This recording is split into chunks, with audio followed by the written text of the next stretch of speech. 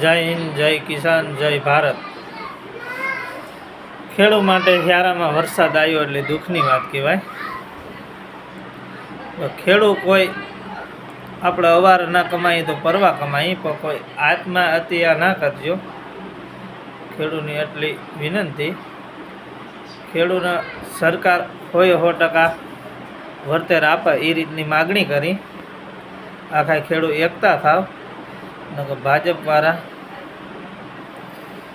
ભાજપના દયાનો સાટો જ નથી। ખેડૂતનો ઉદ્યોગપતિનું સારું કરે, નોકરિયાતનું સારું કરે તો ખેડૂતમાં તો આખો દેશ ચાલે, તો ખેડૂતનું કેમ સારું નથી કરતા? તો આના માટે આપણે એકવાર ભાજપને ઝાંકવા દઈ, નવી પાર્ટીને આવવા દઈ। આમ આદમી પાર્ટીમાં સારા માણસો છે। ખેડૂતના મુદ્દા લઈને ગમીને મુદ્દા ઉઠાવતા હોય તો એવા લોકોને મત દેવો જોઈએ। ભાજપને કોઈ પણ પાર્ટી હોય તો 5 વર્ષ પૂરો દઈ દો તો કામ કરે, બાકી 30 વર્ષથી શાસન કરતી હોય તો માથાભારી તો થવાની જ છે। ખેડૂત આખાઈને એકતા થવાની જરૂર છે।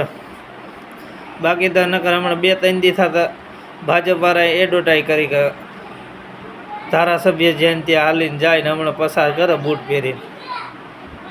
ચૂંટણી નજીક આવી એટલી નકર ભાજપવાળા કોઈ ડોકા એવા નથી। અમુક ધારાસભ્ય આવ્યા, દેવભૂમિ દ્વારકાના ધારાસભ્ય તો ક્યાંય નીકળ્યા નથી। પોરબંદરના ધારાસભ્ય અર્જણભાઈ મોઢવાડિયા,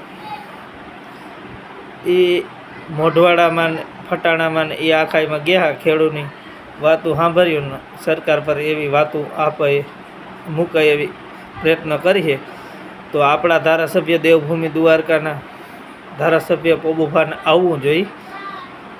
આખા ખેડૂતની વાતો સાંભળવી જોઈએ।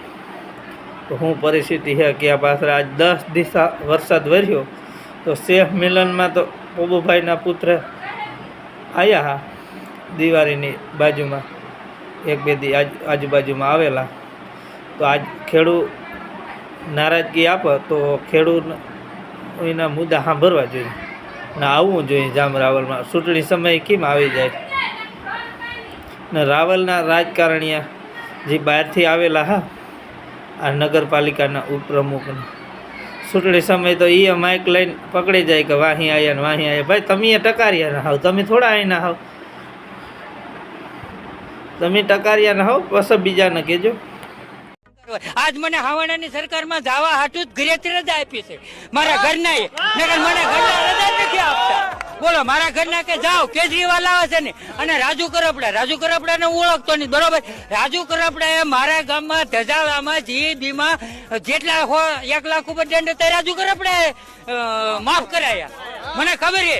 અને એ સાક્ષીમાં 3 જણા આવેલા છે કે જેને લાખો રૂપિયા દંડ આવ્યો હતો એ માફ કરે રાજુભાઈ કરપડાએ લડત લડી। અને આજે મીડિયા આગળ આવ્યું છે। હું BSN નાનમાં કોઈક બેન હતા એને ધન્યવાદ આપું છું, અને તમને પણ ધન્યવાદ આપી। મારો વિડીયો આપજો, મારો વિડીયો જરાય ન કાપતા। હું કહું છું ને, વિડીયો કાપવાની એમાં ક્યાં જરૂર છે? જેવું છે એવું જ આપવાનું હોય ને। અને મારો વિડીયો તમે તારે આપો, અને ગુજરાતમાં આપો, અને કેજરીવાલ ઊંધી આપો।